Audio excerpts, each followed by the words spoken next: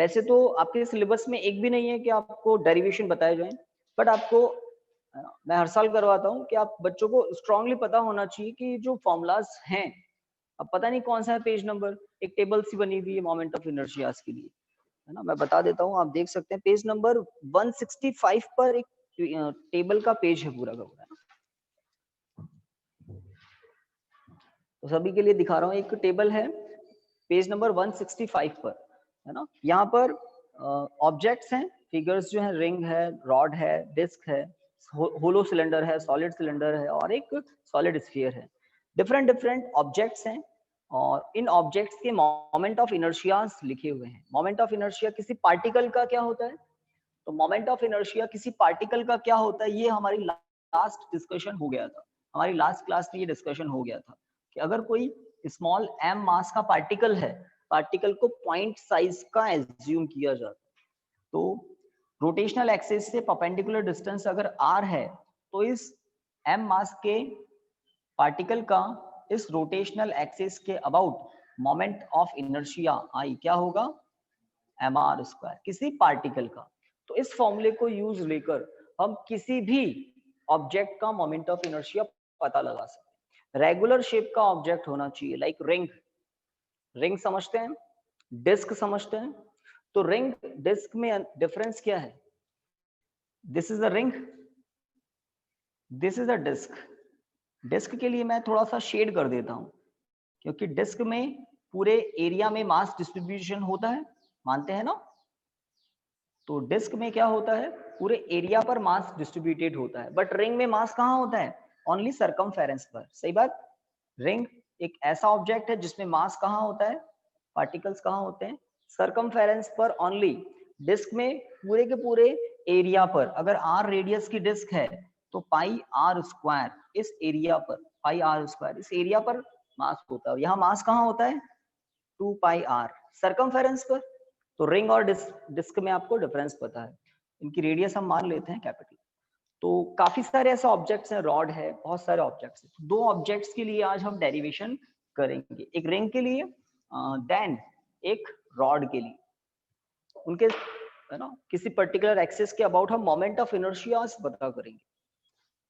धीरे धीरे जब ये थियोरेटिकल टॉपिक हो जाएंगे, फिर हम प्रैक्टिकल डिस्कशन करेंगे, तब आपको बिल्कुल आप फेमिलियर हो जाएंगे सेंटर ऑफ मास से, कि हाँ सेंटर ऑफ मास बहुत इंपॉर्टेंट टर्म है रोटेशनल एक्सिस में। ठीक है, तो आज का काम स्टार्ट करते हैं, लिखिए।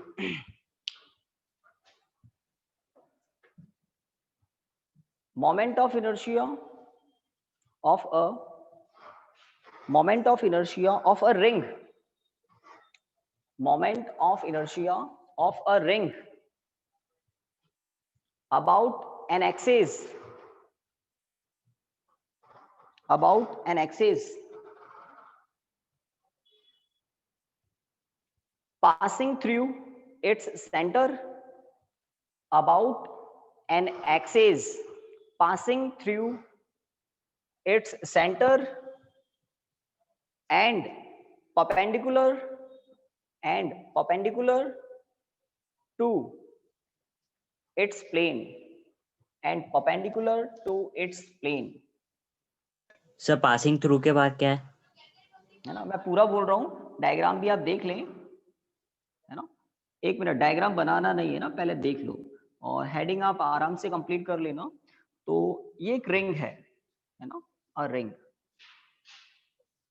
इसकी रेडियस हम एज्यूम कर लेते हैं कैपिटल R, ये इसका सेंटर है O, और ये एक डॉटेड लाइन में बना रहा हूं यहां पर। This dotted line is what, axis, this is axis, rotational axis, यहां ही लिख देते हैं इस तरह से। ठीक है, तो ये है क्या, एक्सिस। तो क्या टॉपिक है, moment of inertia of a ring about an axis passing through its center and perpendicular to its plane। भाई रिंग का अपना एक प्लेन होगा, ठीक है ना। तो इस एक्सिस के अबाउट, इस एक्सिस किस एक्सिस, वो एक्सिस जो सेंटर से पास हो रही है प्लस रिंग के प्लेन के परपेंडिकुलर है।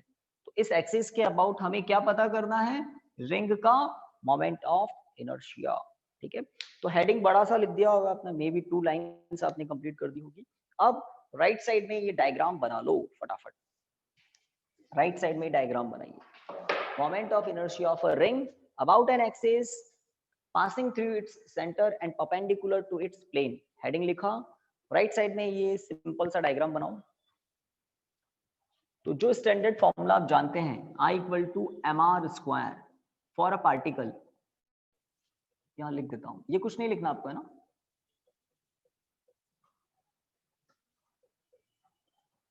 For a particle,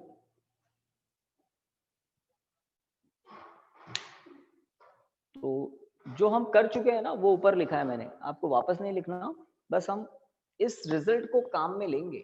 for a particle, अब हम मानेंगे इस रिंग की सरकमफेरेंस पर बहुत सारे पार्टिकल्स हैं। मास कहां पर होता है रिंग में? हाँ बिल्कुल ठीक है, रिंग में मास कहां पर होता है? पेरीफेरी पर, सरकमफेरेंस पर। मास डिस्ट्रीब्यूशन कहां पर होता है? सरकमफेरेंस पर ओनली। ठीक है, तो दिस इज द सरकमफेरेंस। ठीक है, तो मे बी सभी ने डायग्राम बना लिया, एक्सिस बना ली, कैपिटल आर रेडियस की ये रिंग है। मैं यहाँ पर इसका कैपिटल एम लिख रहा हूँ मास, कहीं भी एक जगह आप लिख दें डायग्राम के आसपास। कैपिटल एम जो दिख रहा है वो क्या है? रिंग का टोटल मास है, ये रिंग का टोटल मास है।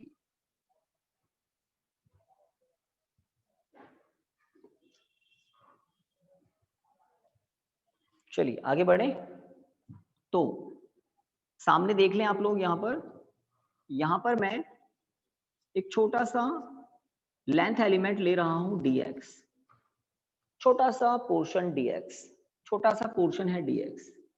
आपको याद होगा, बहुत छोटे से पोर्शन को हम स्ट्रेट मान लेते हैं। खैर, यहां पर तो ये dx किसका पार्ट है? तो ये dx 2π कैपिटल R का छोटा सा पोर्शन है dx, सही बात। तो dx रिंग का छोटा सा पोर्शन है। ठीक है, इस dx लेंथ का कुछ तो मास होगा। ठीक है, ये जो कंप्लीट रिंग है इसका टोटल मास कितना है? m है। कंप्लीट रिंग का टोटल मास कितना है? m है। तो इस dx लेंथ का थोड़ा सा तो मास होगा, मान लेता हूं वो थोड़ा सा मास है dm, d कैपिटल M लिख देता हूं, dm, small mass of small length dx। ठीक है, मुझे बताइए ये dm कैसे पता लगाएंगे, है ना। तो चलिए मैं थोड़ी सी एक स्टेप और बता देता हूं। Total mass upon total length is called sigma. इस सिग्मा को कहते हैं लीनियर मास डेंसिटी, या इस सिग्मा को हम कह सकते हैं मास पर यूनिट लेंथ। समझ रहे हैं? अगर हम रिंग को कट करके सीधा कर दें, किसी भी r रेडियस की रिंग को कट करके उसको स्ट्रेट कर दें, तो उसकी लेंथ कितनी होगी? Equal to circumference. तो रिंग के टोटल मास को रिंग की लेंथ से डिवाइड कर दें तो क्या मिलता है? मास पर यूनिट लेंथ, सिंबल है सिग्मा, मास पर यूनिट लेंथ। चलिए अब बताइए, इस dx लेंथ का मास dm, एज्यूम कर लिया dm, तो dm का फॉर्मूला क्या होगा? जबकि सिग्मा क्या है? मास पर यूनिट लेंथ, तो dx लेंथ का मास क्या होगा?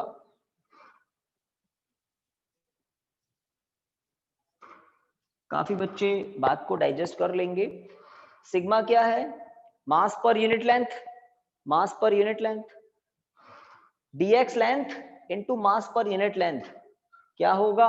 Mass of dx length. समझ रहे हैं? Mass of dx length. जैसे जैसे dx बड़ा होता जाएगा मास ज्यादा होता जाएगा। अगर dx की वैल्यू को मैं इतना बड़ा कर दूं, कितना? Equal to pi R. Pi R मतलब हाफ रिंग, पाई आर मतलब हाफ रिंग। देखो m/2 आ जाएगा क्या? dx की वैल्यू पाई आर और सिग्मा की वैल्यू m/2πr, कैपिटल m/2 आ जाएगा ना। तो फॉर्मूला काम कर रहा है। इसका मतलब जब आपको मास पर यूनिट लेंथ पता होता है तो आप इस मास पर यूनिट लेंथ को यूज लेकर किसी भी गिवन लेंथ dx जो है ना, किसी भी गिवन लेंथ का मास पता कर सकते हैं। Length into mass per unit length क्या हो जाता है, मास ऑफ द गिवन लेंथ, है ना। Length into mass per unit length क्या हो जाता है, मास of the given length. Clear है। चलिए, तो डायग्राम में आपने dx दिखा दिया, लिखना स्टार्ट करते हैं। तो हमें करना क्या है, ये जो कैपिटल आई दिख रहा है ना आपको, इसी का फॉर्मूला फॉर्मुलेट करना है। हमें क्या क्या पता है, हमें रिंग का मास पता है, प्लस हमें रिंग की रेडियस पता है। रिकॉर्डिंग ऑन कर दिए, ओके थैंक यू। लिखिए guys, consider a ring of mass m, capital M। तो ये एक्स्ट्रा काम मैं इसलिए करवाता हूं ताकि आपके दिमाग में एक थोड़ा सा ना खुलापन आए।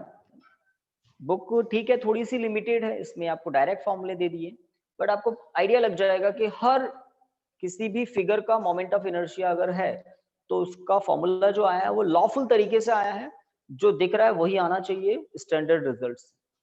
तो आपने लिखना स्टार्ट कर दिया, consider a ring of mass m and radius capital R। Consider a ring of mass m and radius capital R। Full stop, full stop हो गया तब। लिखिए, to find moment of inertia, to find moment of inertia, to find moment of inertia of the ring, of the ring about an axis, of the ring about an axis, about an axis passing through its center, about an axis passing through its center and perpendicular to its plane, and perpendicular to its plane, and perpendicular to its plane। कोई full stop नहीं लगाना है ना। 90 degree का symbol दिख रहा है ना। तो ये जो O से लेकर ये जो रेडियस है, रेडियस कहाँ होती है रिंग की, प्लेन में ही होती है। किसी भी सर्कल की रेडियस उसके प्लेन में ही होती है। तो ये एक्सिस इस रेडियस से 90 डिग्री पर भी होगी, ठीक है। तो आपने लिखा, to find moment of inertia of the ring about an axis passing through its centre and perpendicular to its plane, we consider a length element dx, we consider a length element dx on the ring, a length element dx on the ring, dx on the ring, full stop। देखिए, if line change करके, if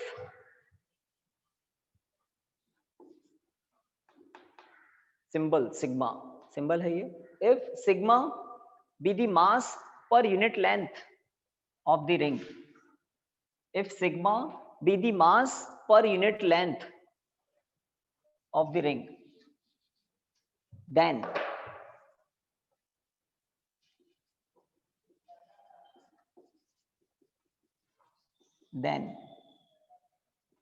formula लिख लें, sigma equal to m upon 2 pi r, r capital R है।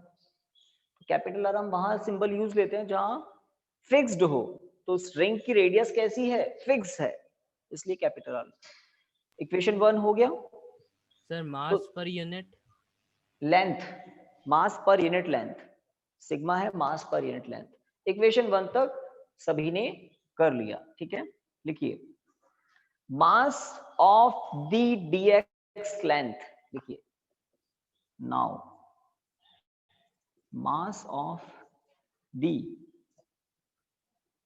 dx length,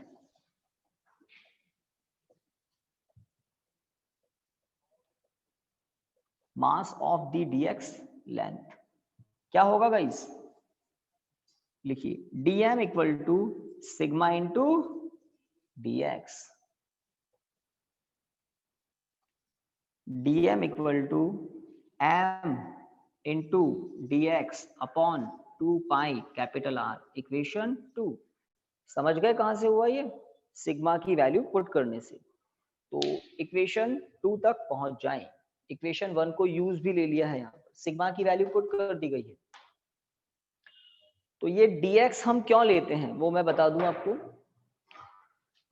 तो moment of inertia का जो moment of inertia की जो डेफिनेशन आपने लिखी है ना, वो डेफिनेशन स्टैंडर्ड डेफिनेशन है, और वो किसके लिए है? For a particle only, for a particle only. Particle को कैसा लेते हैं? बहुत छोटा, बहुत बहुत छोटा। तो for a particle moment of inertia का ये फॉर्मूला स्टैंडर्ड है। इस फॉर्मूले को आप तभी यूज ले सकते हो जब ऑब्जेक्ट बहुत बहुत छोटा हो। अब रिंग तो एक बड़ा ऑब्जेक्ट है, तो रिंग का एक छोटा सा पोर्शन ले लेते हैं, dx, बहुत छोटा सा पोर्शन। इस छोटे से पोर्शन को हम कैसा कंसिडर करते हैं? Point object. इतना छोटा लेते हैं इसको, ये तो फिर भी लेंथ अच्छी खासी दिख रही है, dx बहुत छोटी लेंथ होती है, ठीक है। तो इस छोटी लेंथ को लेने का रीजन मैंने आपको बता दिया, ताकि इसको हम कैसा एज्यूम कर सकें? Point object. अब dx लेंथ जो है उसका मास आपके सामने है dm, और ये dx हमारे लिए क्या है? Point object. तो इस dm मास का मोमेंट ऑफ इनर्शिया तो बता सकते हो ना गाइस आप? तो इक्वेशन 2 के लिए नीचे लिखिए, if di be the moment of inertia, if di be the moment of inertia, if di be the moment of inertia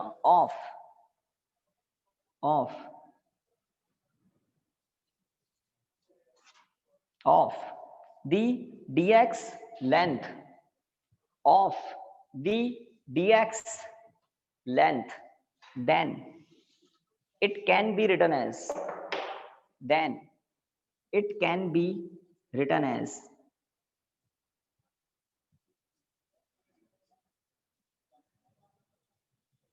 then it can be written as। तो कुछ नई बात नहीं है, बट अपने दिमाग को लिंक कर लेना इस फॉर्मूले से। I equal to M R square formula है ना, इस फॉर्मूले को यूज लिया है मैंने, देख लो। तो I क्या है? Moment of inertia. M क्या है? मास। R क्या है? Perpendicular distance. कहां से?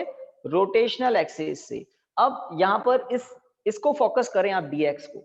इस dx का मास कितना है? dm है। इस dx एलिमेंट का रोटेशनल एक्सिस से परपेंडिकुलर डिस्टेंस कितना है? रेडियस के इक्वल है।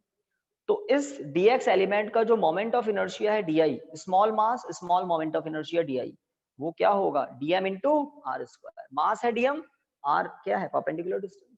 तो फॉर्मूला है डायरेक्ट। तो कैसे लिख सकते हैं? लिखा ना, इज गिवन एज, ठीक है। अब इस इक्वेशन को इंटीग्रेट करने से आपको क्या मिलेगा?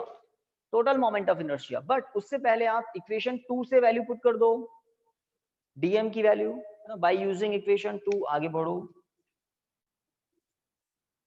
m into dx।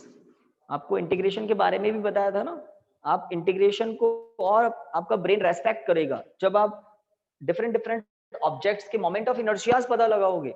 और जब मोमेंट ऑफ इनर्शियाज को फाइंड आउट करने के लिए इंटीग्रेशन यूज आएगा, तब आपको पता लगेगा हाँ, इंटीग्रेशन जो है यूजफुल टूल है फिजिक्स में। 2 pi r into R square. देखो सही वैल्यू पुट की है क्या मैंने? इक्वेशन 2 से dm की वैल्यू सही पुट की है ना? Yes sir. Yes sir. कुछ कैंसिल होता हुआ दिख रहा है तो कर दो। सर एक आर r कैंसिल हो रहा है, एक r कैंसिल हो रहा है ना। m into R upon 2 pi into dx। जैसे लिखा है ना वैसे ही लिखना आप, ऑर्डर चेंज करके। m इंटू आर पहले, देन dx अपॉन 2 पाई। कर दिया, एक r कैंसिल हो गया। तो ये एक ऐसा एक्सप्रेशन आ गया है जिसके दोनों तरफ आप इंटीग्रेशन कर सकते हैं। देखिए देखिए, इसके नीचे लिखिए, moment of inertia of the ring about the given axis, moment of inertia of the ring about the given axis, moment of inertia of the ring about the given axis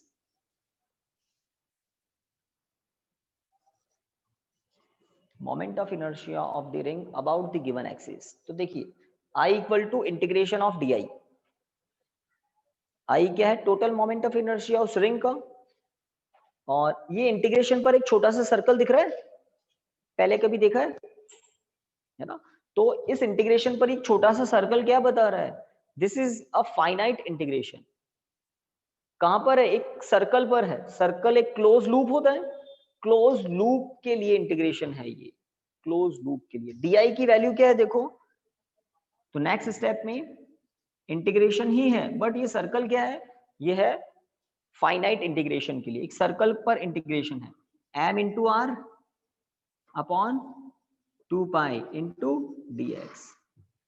आपको integration का rule बता दूं, पता है ना, constant terms out, constant terms out, I equal to M R upon 2 pi, M R upon 2 pi. Integration of dx क्या होगा, integration of dx क्या होगा, x, बिल्कुल सही बात है, इंटीग्रेशन ऑफ dx क्या होगा, x होगा, m r upon 2 pi, integration of dx x, integration of dx x। तो फाइनाइट इंटीग्रेशन है ये। अब मुझे बताओ इस x की वैल्यू क्या होगी गाइस, कोई भी बताइए, यहां वाले, घर वाले। तो इंटीग्रेशन किसका हुआ, dx का। dx किसका पार्ट था, रिंग का पार्ट था।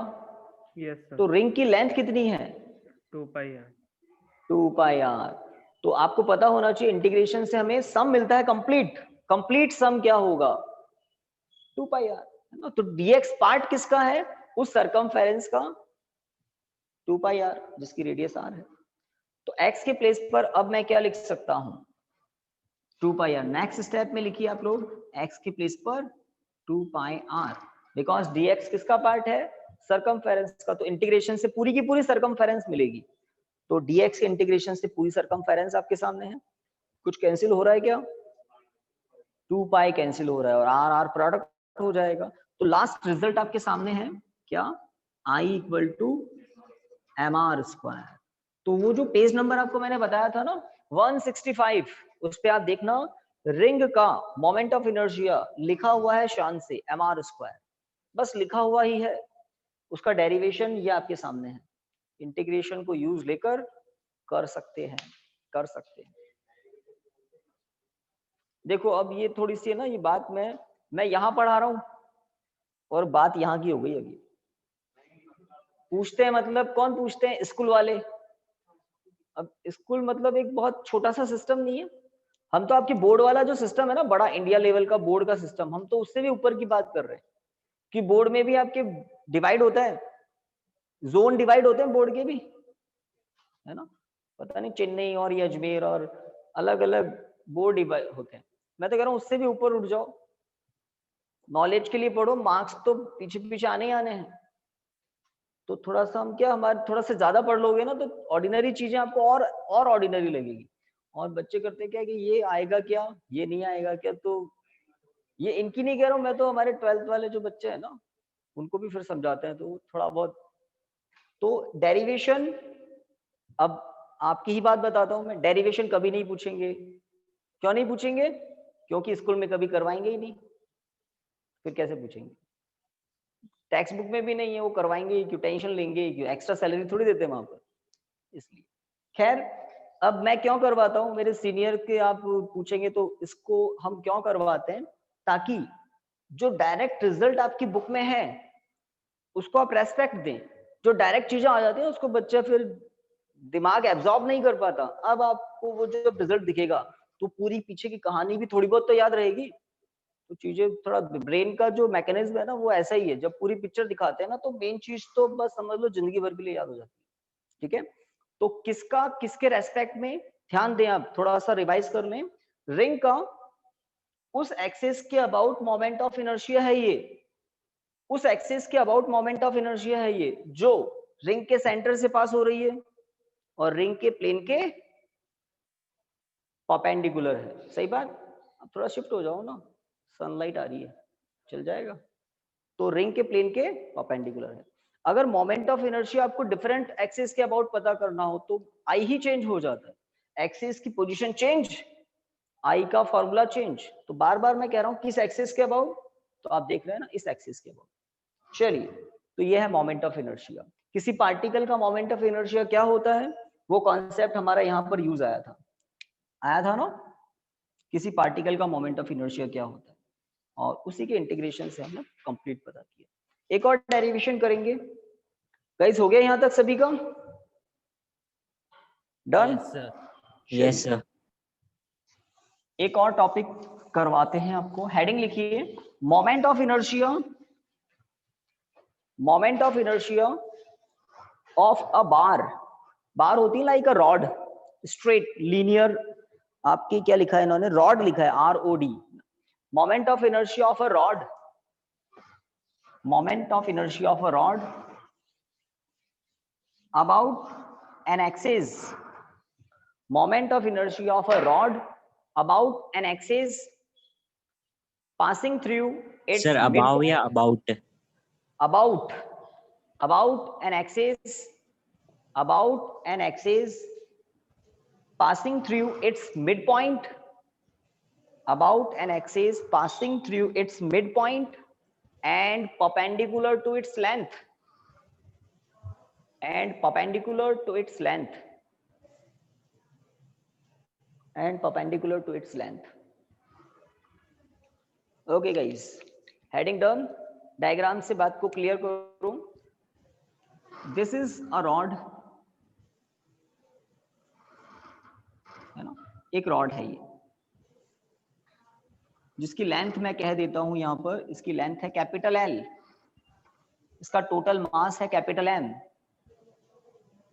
अब भाई जो म्यूटेट नहीं है म्यूट कर लें, कुछ है ना म्यूट नहीं है, पता लग जाता है। और ये जो इसका मिड पॉइंट है, इसके मिड पॉइंट से ये रोटेशनल एक्सिस मैंने यहां शो कर दी। तो इस रोटेशनल एक्सिस के अबाउट आपको मोमेंट ऑफ इनर्शिया बताना है। मिड पॉइंट से पास हो रही है और ये रोटेशनल एक्सिस लेंथ के परपेंडिकुलर है, ठीक है, ओके। तो आई क्या होगा ये पता लगाना है। आप क्वेश्चन मार्क मत लगाना, तो क्वेश्चन मार्क मतलब फॉर्मूला फॉर्मुलेट करना है। तो टोटल मास है रॉड का कैपिटल M, टोटल लेंथ है कैपिटल L।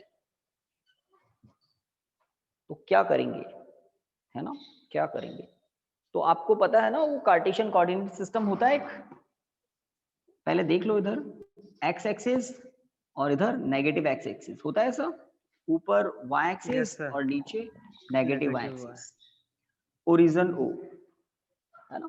तो ये जो पॉइंट है ना, इसको आप मान लो O point, mid point, rod का मिड पॉइंट O है। O से राइट साइड की लेंथ को मैं कहूंगा पॉजिटिव, और O से लेफ्ट साइड की लेंथ को मैं कहूंगा नेगेटिव।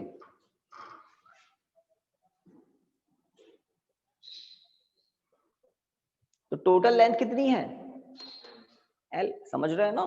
तो O से राइट साइड में है पॉजिटिव L/2 और लेफ्ट साइड में है negative L/2। Total length L है तो मिड पॉइंट है ना O क्या है, मिड पॉइंट है। तो डायग्राम में आपको सब कुछ करना है मेंशन। ये है A पॉइंट, ये है B पॉइंट। तो AB है रॉड, A एंड जो है उसका कोऑर्डिनेट है, समझ लो x कोऑर्डिनेट, B एंड का x कोऑर्डिनेट -L/2, कोई दिक्कत नहीं, कार्टेशियन कोऑर्डिनेट सिस्टम में जैसा होता है। चलिए, डायग्राम की बात तो हुई कंप्लीट। अब कुछ लिखिए इसके बारे में, है ना, लिखिए फटाफट लिखिए। कंसीडर अ बार, बार लिखा है रॉड, ROD, रॉड ही लिखा हुआ है ना। Consider a rod AB of length L, consider a rod AB of length L and mass M, of length L and mass M, full stop। Line change करके लिखिए, if sigma, याद आ गया होगा आपको, mass of unit length, if sigma be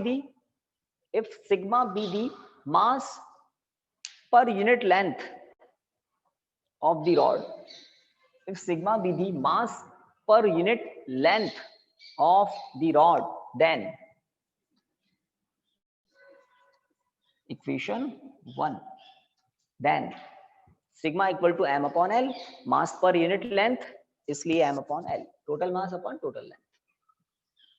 okay, equation 1 के बाद अब हमें करना क्या है, हम उसकी बात कर सर लेते हैं। यूनिट लेंथ के बाद क्या था? Mass per unit length, if sigma be the mass per unit length, then equation 1 लिख लो देन करके। हाँ, हमें इस रोटेशनल एक्सिस के अबाउट इस रॉड का मोमेंट ऑफ इनर्शिया पता लगाना है। अगर ये रॉड रोटेशन करेगी तो किसके अबाउट, इस रोटेशनल एक्सिस के अबाउट। हमें मोमेंट ऑफ इनर्शिया आई पता लगाना है, ठीक है। क्यों पता लगाना है, क्योंकि आगे इस चैप्टर में बहुत काम आएंगे फॉर्मूलाज। रोटेशनल एक्सिस में आई का वही इंपॉर्टेंस होता है जो मास का होता है लीनियर मोशन, ठीक है। तो फॉर्मूलाज अभी तो एबीसीडी चल रही है आगे की। चलिए, तो हमें करना क्या है, हम उसकी बात करते हैं। तो इक्वेशन 1 के नीचे लिखना स्टार्ट कीजिए। To find moment of inertia of the rod, to find moment of inertia of the rod,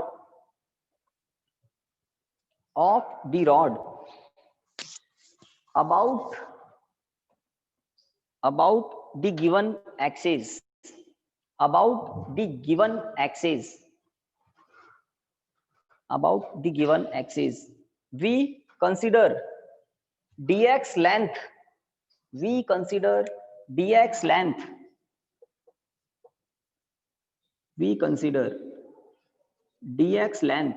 of the rod, तो आप लोगों को ये dx दिख रहा है ना, जिसको मैंने डार्क किया हुआ है।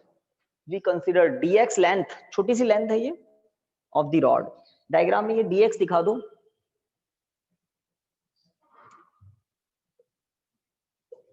और इस dx एलिमेंट का O पॉइंट से डिस्टेंस कितना है वो भी दिखा दो, कुछ तो होगा।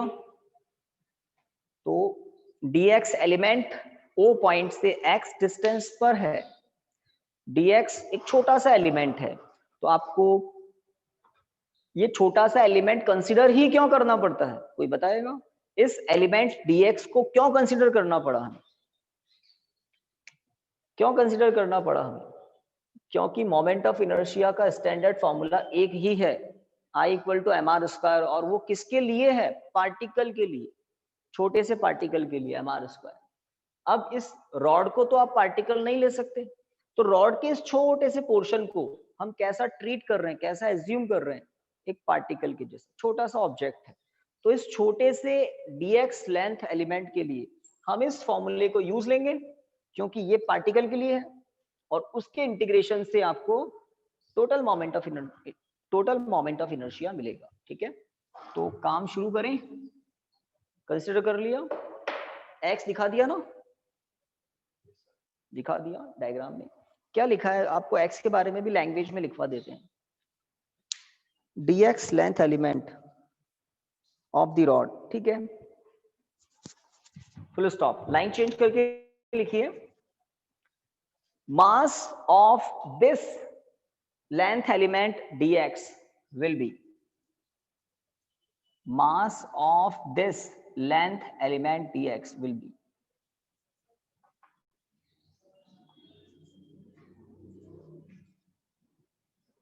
mass of this length element dx will be। देखो dm इक्वल टू क्या लिखा है, आपको याद आ जाएगा, सिग्मा इंटू dx लिखा है। तो सिग्मा क्या है, मास पर यूनिट लेंथ, और dx क्या है, लेंथ, मास होगा, तो सिग्मा इंटू dx। तो ये क्या है, dx लेंथ के लिए मास है। तो सिग्मा को आप लेंथ से प्रोडक्ट करो तो मास मिलता है, कर दिया, ठीक है। वैल्यू पुट कीजिए सिग्मा की, तो dm इक्वल टू क्या होगा, m dx upon l, equation 2। हाँ गाइस, अब मैं जो यहाँ पर है, जो घर पर है, मैं भी उनसे क्वेश्चन पूछ सकता हूँ, तो कौन है कौन नहीं है देख लेते हैं। यस, तो question is what is the moment of inertia of this dx element about the rotational axis. What is the moment of inertia of the dx element? बताइए बताइए, कौन बताएगा? इनकी अटेंडेंस हो गई थी, कौन बताएगा?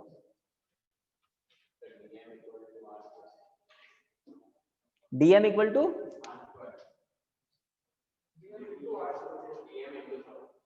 dm into L by 4, r square. L square by 4, L square by 4. r square बोल रहे हैं, घर से l स्क्वायर बाय 4 बोल रहे हैं, सर एल दोनों स्क्वायर ही होगा। गलत है, r स्क्वायर भी गलत है। What is the moment of inertia of this dx element? आपको डायग्राम नहीं दिख रहा है? डायग्राम में dx एलिमेंट का रोटेशनल एक्सिस से परपेंडिकुलर डिस्टेंस पता है कितना है? Sir x. X, dm X into है। x square. अब आपकी बत्ती जल गई सभी की। dm इंटू एक्स स्क्वायर, ये x वेरिएबल है गाइस। इस dx को आप कहीं भी ले सकते हो, a एंड से लेकर b एंड तक कहीं भी हो सकता है ये dx। तो ये जो x की वैल्यू है ना, स्मॉल x की वैल्यू, ये वेरिएबल है, कहां से कहां तक बदलती है? प्लस l/2 से माइनस l/2 तक बदल सकती है x की वैल्यू। समझ रहे हैं? लिखिए, अब लिखिए। तो जो पूछ रहा था वही लिखना है। क्या लिखना सर है ये इक्वेशन 2 लिखना है के क्या बाद? सर? इक्वेशन 2 के बाद क्या लिखना है? Moment of inertia, moment of inertia of, moment of inertia of the dx element, moment of inertia of the dx element about the given rotational axis, about the given axis, ऐसे लिखिए, about the given axis. तो given axis तो एक ही है जो diagram में दिखाई है हमने। तो सबको क्लियर है? एक्स का डायग्राम में स्मॉल एक्स दिखाया है ना? नहीं दिखाया तो देख लो, मेंशन कर लो। चलिए इक्वेशन 2 से वैल्यू पुट कीजिएगा इस I D I equal to capital M D X upon L into X square. Value put कर दी मैंने इक्वेशन 2 से, किसकी? डीएम की। सही किए? अब टोटल मोमेंट ऑफ इनर्शिया आपको कैसे मिलता है? By using integration, on integrating the expression. Integration होता है तो कुछ लिमिट्स होती है गाइस इंटीग्रेशन की। जब रिंग वाला टॉपिक कर रहे थे तो रिंग तो एक क्लोज्ड लूप है, तो इंटीग्रेशन पर एक सर्कल लगा दिया। वो सर्कल क्या बताता है? Integration on over a close loop. यहां पर तो एक रॉड है, रॉड तो क्लोज लूप नहीं है, तो क्या करें? तो वेरिएबल कौन है? एक्स, एक्स वेरिएबल है। आप एलिमेंट dx को कहीं भी सेलेक्ट कर सकते हो, a एंड से लेकर b एंड तक कहीं भी सेलेक्ट कर सकते हो। इसका मतलब x कहां से कहां तक वेरी कर सकता है? माइनस l/2 से प्लस l/2 तक वेरी कर सकता है कौन? x। आप एलिमेंट अगर b एंड के यहां ले लो तो x की वैल्यू है माइनस l/2 हो जाएगी। एलिमेंट को आप a एंड के वहां ले लो तो प्लस l/2 हो जाएगी। किसकी वैल्यू? x की वैल्यू। कहीं भी ले सकते हो a और b के बीच में, तो हमने इन बिटवीन कहीं तो दिखाया भी है, x इन बिटवीन ही है। ठीक है, तो लिखिए, लिखिए total, total moment of inertia of the rod, total moment of inertia of the rod about the given axis, about the given axis, about the given axis, I equal to integration from minus l/2 to plus l/2 of di। ध्यान दें, तो total moment of inertia कैसे मिलता है? By integrating. किसका integration करते हैं? Small जो मोमेंट ऑफ इनर्शिया है उसके इंटीग्रेशन से टोटल मोमेंट ऑफ इनर्शिया मिलना है। देख लो, अब इंटीग्रेशन की लिमिट होती है, वो लिमिट आपको मैंने पहले से समझा दी, अभी रिसेंटली वही बताई कि x कहां से कहां तक चेंज होता है? माइनस l/2 से प्लस l/2 तक। वेरिएबल की लिमिट अप्लाई करते हैं ऑलवेज, तो वेरिएबल कौन है? x। ठीक है, तो डी के प्लेस पर क्या लिखेंगे अब नेक्स्ट स्टेप में? मैं तो यही लिख रहा हूं, आप नेक्स्ट स्टेप में लिखेंगे m x square dx upon l। Order ध्यान रखना, जैसा दिखा रहा हूं वैसे ही लिखना है, m x square dx upon l। अब जो नहीं बदलते, मतलब जो कांस्टेंट हैं, उनको आउट कर दो, कैपिटल M कैपिटल L। तो I इक्वल टू क्या मिलेगा? m upon l integration from minus l by 2 to plus l by 2 of x square dx। तो आपको पुरानी बात मुझे बतानी है कुछ, x स्क्वायर का इंटीग्रेशन बताओ भाई कोई। 2x। ये तो डिफरेंशिएशन बता दिया। इंटीग्रेशन, इंटीग्रेशन सबको पता है, बस है ना, वही होता है ना एक याद दिलाने वाली बात। तो कौन सा formula? x to the power n dx का फॉर्मूला होता है x to the power n plus 1 upon n plus 1। याद आ गया ना? तो यहाँ n की वैल्यू कितनी है? 2 है, तो n प्लस 1 मतलब 2 प्लस 1 3 होना ही है। तो याद आ गया ना? तो याद आ गया तो फिर लिखिए नेक्स्ट स्टेप में, यहां कर देता हूं मैं, I equal to m upon l x cube upon 3 big bracket, integration हो गया। लिमिट्स अप्लाई करना बाकी है, तो लिमिट्स अप्लाई करना बाकी है, तो लिखिए plus l by 2 to minus l by 2 plus minus l by 2 to plus l by 2। ठीक है, लिमिट्स अप्लाई करते हैं, लिमिट्स अप्लाई करते हैं। देखो इंडिया में बहुत सारे बोर्ड्स चलते हैं। आप सीबीएसई बोर्ड में हो, कहीं महाराष्ट्र, कहीं गुजरात, कहीं राजस्थान बोर्ड, बहुत सारे बोर्ड्स हैं, बहुत सारे बोर्ड्स हैं। तो ये सीबीएसई बोर्ड में ये डेरिवेशन नहीं है, ठीक है, बट ये नहीं है कि सीबीएसई बोर्ड में नहीं है तो कहीं भी नहीं है। आरबीएसई बोर्ड में है, गुजरात बोर्ड में है, महाराष्ट्र बोर्ड में मिल जाएगा, यूपी बोर्ड में मिल जाएगा। ये सीबीएसई बोर्ड को तो इजीएस्ट बोर्ड कहते हैं मीडिया में, है ना। पेपर अच्छा बना देते हैं बोर्ड का, मार्किंग इतनी इजी करवाते हैं फिर टीचर्स से। राजस्थान बोर्ड में आप आ जाओ तो आपको सिलेबस, आपका जो सिलेबस है उससे 50% ज्यादा है 11th का, कभी टेक्स्ट बुक देखना। खैर इधर आ जाओ। सर डीएक्स का इंटीग्रेशन नहीं हुआ सर? डीएक्स का इंटीग्रेशन नहीं हुआ, ये तो कमाल हो गया आज। x to the power n dx, इसका फॉर्मूला क्या होता है? x to the power n plus 1 upon n plus 1।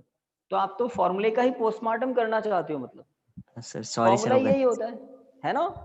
अब dx तो खुद इंटीग्रेशन करवाने वाला ऑपरेटर है, किसका होता है? फंक्शन का होता है ना। इंटीग्रेशन डिफरेंशिएशन किसके होते हैं? फंक्शन के होते हैं। तो x to the power n का होता है, तो यहाँ पर हमारा x स्क्वायर क्या है? वो फंक्शन जिसका इंटीग्रेशन होना था। चलिए, आई थिंक कंफ्यूजन क्लियर हो गया होगा, आगे बढ़ सकते हैं। लिमिट्स अप्लाई करते हैं। काफी बच्चे दिमाग लगा रहे होंगे या अप्लाई कर दी होगी लिमिट्स। कैसे करते हैं? Upper limit minus lower limit, upper limit minus lower limit, upper limit minus lower limit. कुछ गलत तो नहीं किया? x क्यूब की वैल्यू, x क्यूब, तो x की वैल्यू अगर मैं l बाई 2 पुट कर दूं तो l बाई 2 का क्यूब कितना होगा? l क्यूब बाई 8, 8 इंटू 3 क्या होगा? 24, है ना। Upper limit minus lower limit, upper limit minus lower limit, minus minus plus. मुझे पहले ये बताओ, इधर इधर इधर इधर l बाई 2 का होल क्यूब, है ना। अब दिख रहा है ना, minus l by 2, minus l by 2 का होल क्यूब क्या होगा? बाई 8। और आपको याद है ना, upper limit minus lower limit आता है, तो माइनस तो रूल के अकॉर्डिंग आता है और एक माइनस ये, माइनस माइनस क्या हो गया? प्लस। अब इनको ऐड करोगे तो कितना मिलेगा? l cube by 12, 1 by 24 plus 1 by 24, 1 by 12। तो इसका मतलब I इक्वल टू क्या होना चाहिए? m l cube upon 12l, that means I equal to 1 by 12 ml square. Star लगा देना इस पर। तो वो जो पेज नंबर 165 है उस पर बहुत सारे आपको रिजल्ट्स मिलेंगे, एक से बढ़कर एक रिजल्ट्स हैं। एक ये भी है 1 बाय 12 ml स्क्वायर। याद रखना किस एक्सिस के अबाउट है? the axis which passing through its midpoint and perpendicular to its length. इस एक्सिस के अबाउट मोमेंट ऑफ इनर्शिया कितना आया 1/12 ml स्क्वायर, याद रह जाएगा 1/12 ml स्क्वायर। चलिए कोई मुझे बताइए मोमेंट ऑफ इनर्शिया का यूनिट क्या होगा?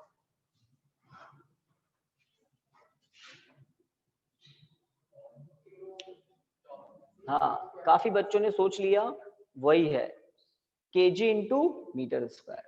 तो जहां मोमेंट ऑफ इनर्शिया की डेफिनेशन लिखी है ना, फॉर्मूले के आगे यूनिट लिख देना kg into metre square always. कभी कभी हम कुछ गलत कर रहे होते हैं ना, तो हमें ये छोटी छोटी नॉलेज बचा लेती है।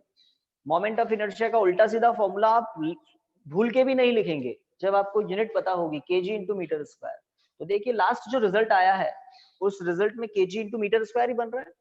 अगर आप उल्टा फुल्टा लिख भी दें तो आपकी ये नॉलेज आपको बचा लेगी। सही बात है ना? तो टाइम बताओ, आपको देख के लग रहा हो गया है ना? ओके स्टूडेंट्स, तो आज की क्लास को तो स्टॉप करते हैं यहाँ, कल हम कुछ नया करेंगे। Thank you thank you sir. Okay. Thank you, sir.